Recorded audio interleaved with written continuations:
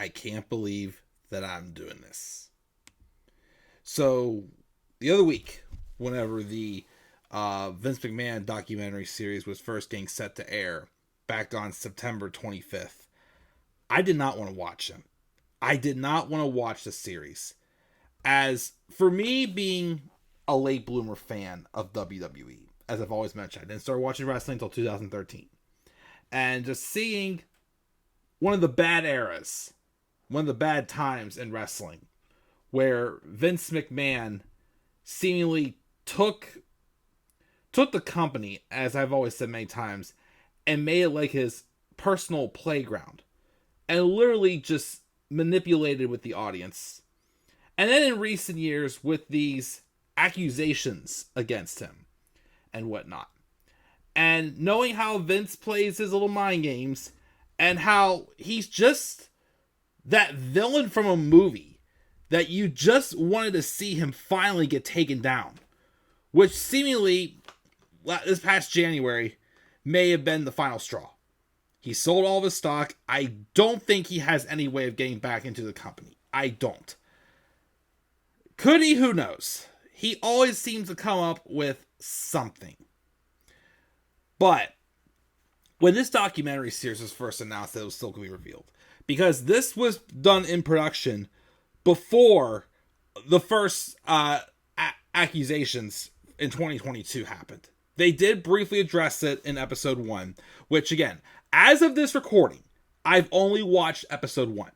I'm not going to watch the whole series before I review it. I'm going to watch each episode one by one and review it before I watch the next. So as of this recording, I've only watched episode 1 of this documentary, of this docuseries.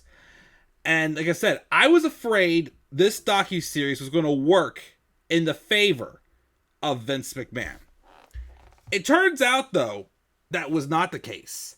And as it's seeming like based off of Vince's paranoia, that this series could be working against him.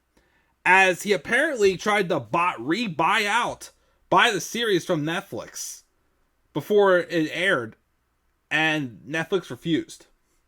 So 2 days before the documentary was released, back on September 23rd, this was a statement Vince McMahon posted on Twitter. And he rarely posts on social media anymore. In fact, the past couple of years, the only time he's posted, the last 3 posts, are back on July 22nd, 2022, when he announced his retirement at 77. Then on April 3rd, whenever he announced the merger of WWE and UFC through Endeavor, they eventually closed and became TKO Group Holdings. And then, of course, on September 23rd, he did share this post. I don't regret participating in this Netflix documentary. The producers had an opportunity to tell an objective story about my life and the incredible business I built, which were equally filled with excitement, drama, fun, and a fair amount of controversy and life lessons. Unfortunately, based on early particular cut, I've seen the stock fall short and takes the predictable path of conflating the Mr. McMahon character with my true self, Vince. The title and promos alone make the evident. A lot has been misrepresented or left out entirely in an effort to leave viewers intentionally confused. The producers are typical editing tricks without of context footage and dated sound bites, etc., to distort the viewer's perception and support a deceptive narrative. In an attempt to further the misleading account, the producers and a lawsuit based on an affair I ended as evidence that I am in fact Mr. McMahon. I hope the viewer will keep an open mind and remember that there are 2 sides to every story. So obviously, after I heard that and how seemingly Vince feared the release of this docuseries, that's when I changed my mind. I thought, you know what? I am going to watch this. Because my fear was, originally, like I said, my fear was that this docuseries was going to be Vince's last shot to take one last swing at us.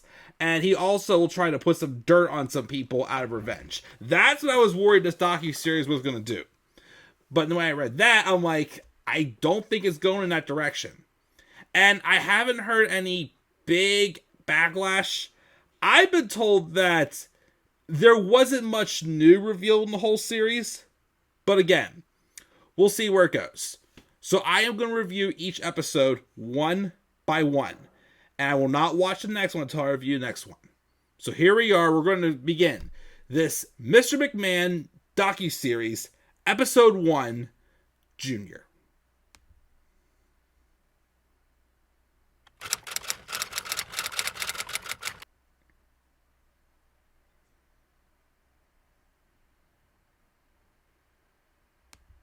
Hello again, guys. This is the Club of the Man 1993. And this is again my review of Episode 1 of the Mr. McMahon Netflix documentary series. And this episode is called Junior. This episode more so just was kind of like how it began. It kind of like did like a little bit like an overview at the beginning of the documentary of the whole series of what happened. Just like an overview of like, you know, from the things Vince did while he was in charge of WWE from the beginning to the very end. Did highlight whenever Vince, you know, originally left in 2022, then whenever he came back, and then the Janelle Grant lawsuit against him and whatnot. They overviewed all that. And of course, it emphasized the intro that Vince McMahon's never really talked about him. And it highlighted, also showed all the other superstars from the Hulk Hogan's, I believe Mick Foley, John Cena, Cody Rhodes, Tony Atlas, Linda McMahon, Stephanie McMahon, Shane McMahon, Triple H. I'm sure I'm forgetting a few others in there as well. But it highlighted basically who all sat down for this docuseries. Over 100 hours or something like that of interview footage, I think I saw it said. And of course, they did have Vince also afford to, again, kind of like highlight whenever they brought up the allegations. And how he basically like laughed off and goes, your stories are very interesting or something like that. He kind of just like made it seem like it's all bullcrap. Having the same like facial expressions he had whenever he had that interview where it first was announced with the whole merger with Endeavor. And he had that line there where he goes, I know I've done some terrible things, but I'm sorry. Like to me, I'm just like, you're full of crap. I could tell by the facial expressions that he was full of crap. Now, let me also throw this out there as well before I continue on. As of this day, Vince McMahon has never been proven guilty or innocent in any of these accusations against him from the past couple years. So, I cannot say Vince McMahon is guilty. But, based off of, you know, the image we've been given of him, there's reasons why we can believe that he is guilty. But of course, we can't say he's guilty yet. So keep that in mind. And when you watch this documentary series, well, of course, as of now, the first episode, you do see at one point he was a brilliant man. He was a very smart businessman. But then his ego just got to him. And also, as we see in like other TV shows where like sometimes the way you grow up just could affect how you are as an adult later on in life. Not saying that's an excuse for him, of course, but still, you watch this and like, yeah, no wonder why he is the way he is today. Because they touched briefly on Vince's childhood. Not much as I think they should have. But Vince McMahon was, at one point, broke and lived in a trailer park with his mother, who apparently abused him, and his stepfather, who also didn't treat him too well either. And Vince McMahon didn't meet his actual father, Vince McMahon Sr., until he was 12 years old. And when they talked about that, it wasn't kind of like, Daddy, great to see you. It's like, okay, Vince, okay, keep this and that. It was kind of a thing where this first part was, Vince McMahon trying to win, Vince McMahon Jr. trying to win the approval of Vince McMahon Sr. And it was not an easy task. And then they, of course, get into how Vince McMahon Sr. owned WWWF, which I had heard about before, but I didn't realize that's what it was called until I watched this docuseries. And then eventually, when he was getting ready to step down, which Vince McMahon was in the business at the time, he got thrown on commentary. And Yeah, you could tell based off of the earlier clips that Vince was not comfortable in that commentary role. I mean, he had emotion. He had the tools to be a good commentator. But the problem he had when he first got thrown on there was the fact that he just didn't know the moves. He didn't know the business. Again, it's like throwing a baseball commentator into a wrestling commentator's desk. I mean, we kind of have done that with Joe Tessitore recently, but he's caught on pretty quick. But it took Vince a little bit to do so. And Linda McMahon even said that, it was definitely Vince's desire to work in this business eventually. He wanted to be the successor of his father. Now, apparently, though, at first, Vince was not the first person his father had in mind to take over the business when he was getting ready to step aside. Originally, he wanted to sell it to Gorilla Monsoor. But then, Vince offered his father, I will buy the business for you. I think he offered like 4 payments, including a final payment. And if he missed any of those payments, the deal's done. And he basically made the payments through working with his dad. Like he, obviously paid his bills or whatever he needed to with the money he got. But he also basically just gave the money back to his dad that he needed. And eventually, he bought the business. Now, at this time, there was different, territories in wrestling. And we had, which I didn't notice either, where only certain, promotions could advertise their shows and perform in certain territories. To which the WWWF was in, the Northeast territory, Maine and Connecticut, right where the McMahons are from. And Vince McMahon, though, he saw how cable television was becoming more popular around this time. So he wanted to expand. And he took that gamble. And a lot of people didn't like it. But then again, it was something that changed the business. Who really has the better promotion?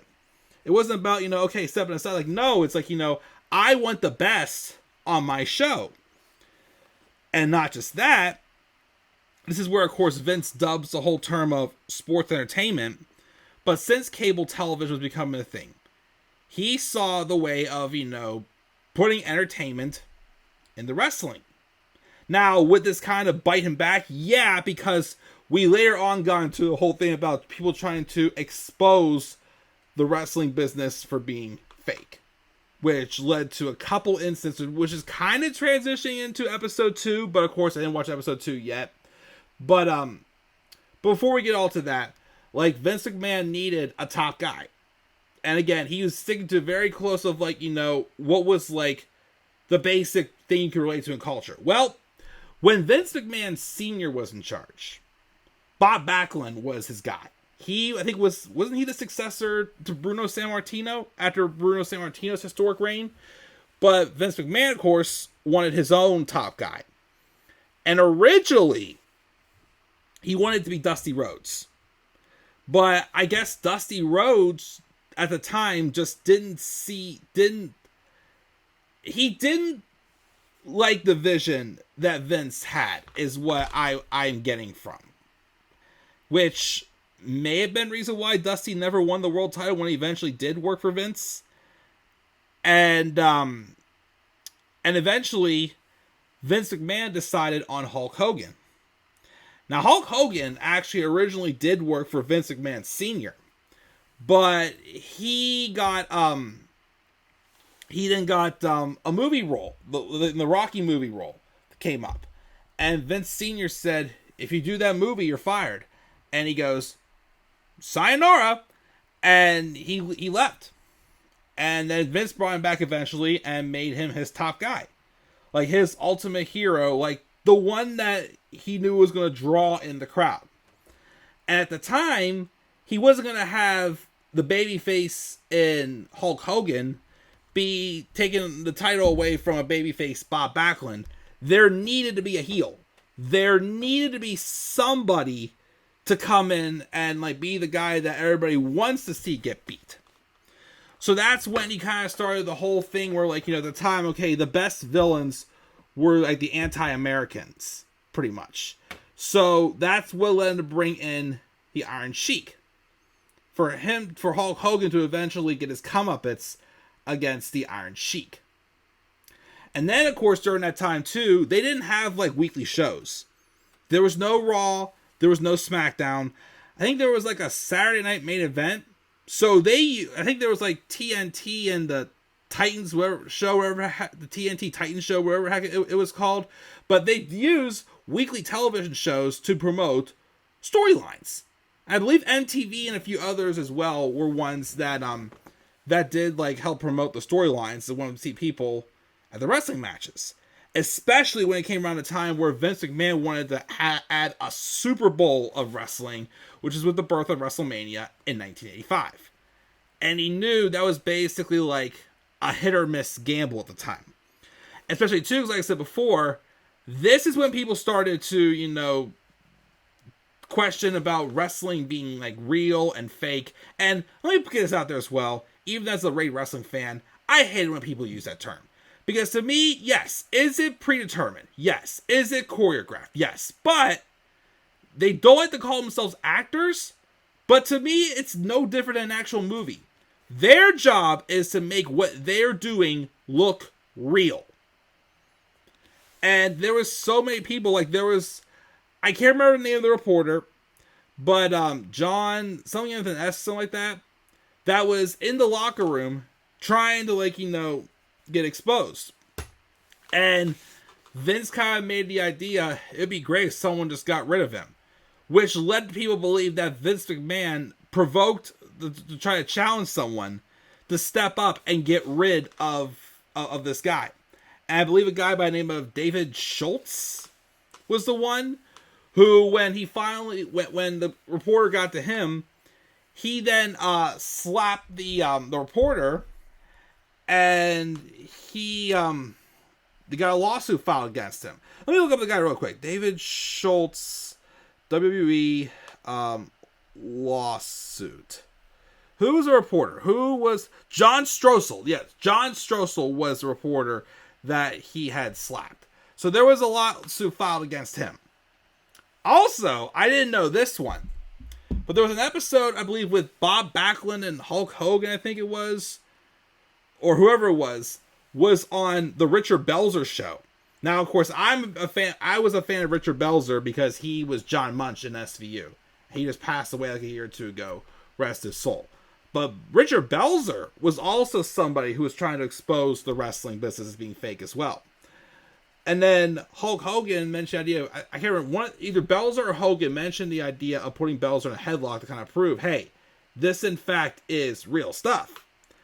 And from that headlock, Belzer suffered a concussion, which, did, that also led to a lawsuit as well. I believe they said at the end of episode 1 that the lawsuits were settled, but it was kind of a transition, even though WrestleMania 1 was a success, and of course the gamble for WrestleMania 3, where they wanted to see also the idea of Hogan being on top was some guy who could believably get their revenge on Andre the Giant.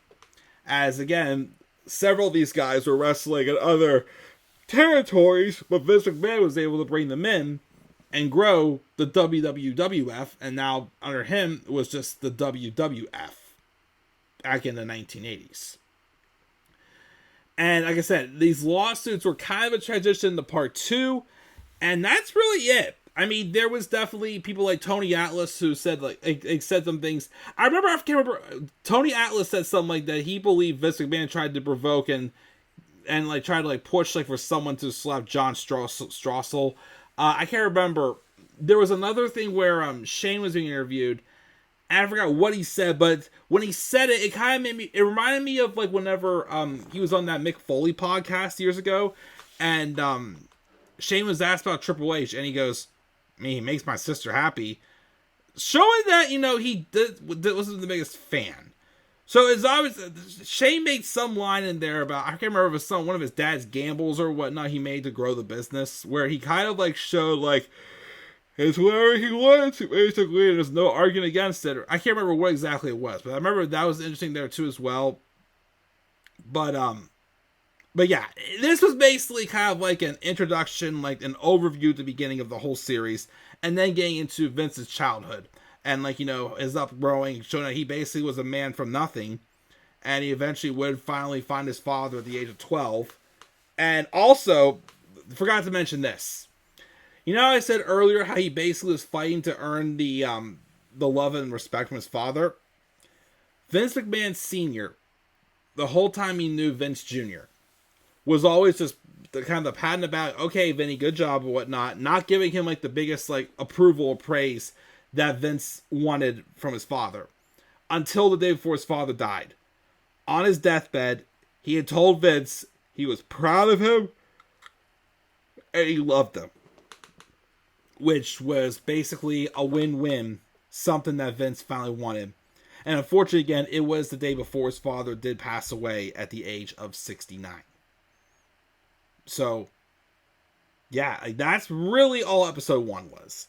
We'll get into episode 2 next time. I can't remember what the title is. I'll make sure to know before whenever we do the upcoming episodes. But yes, like I said, I'm going to continue to watch each episode one by one to get my thoughts. That way, my thoughts are not impacted from future episodes. Do not impact my thoughts on the current episode I am on. So yeah, a good start. I think it was a good way to label the fact that Vince, you know, is in fact a successful businessman.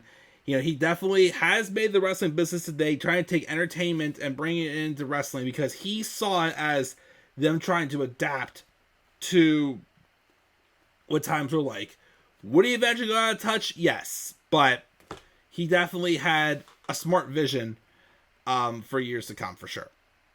So, that's our thoughts, guys, on episode 1, Junior. What are you guys' thoughts on episode 1 of the Mr. McMahon Netflix docuseries Junior? Leave your guys' thoughts down in the comments section below. Be sure also, as always, to slap a like on the video and subscribe for more content on my channel. Follow me on Twitter as well, at the Club of the Man 93. You may also follow me on TikTok and Instagram at the Club of the Man 1993. I'll see you guys in episode 2, which gets into, I believe, some of the scandals in the steroid era, I believe, and whatnot that happened in WWF. We'll see what else comes our way, and I'll catch you guys then. Peace out, everybody, and do not forget, in order to be superior to the man, you've got to be the man. And for I am the man himself. And that is not just an opinion, my friends. That is a fact of life. Yeah!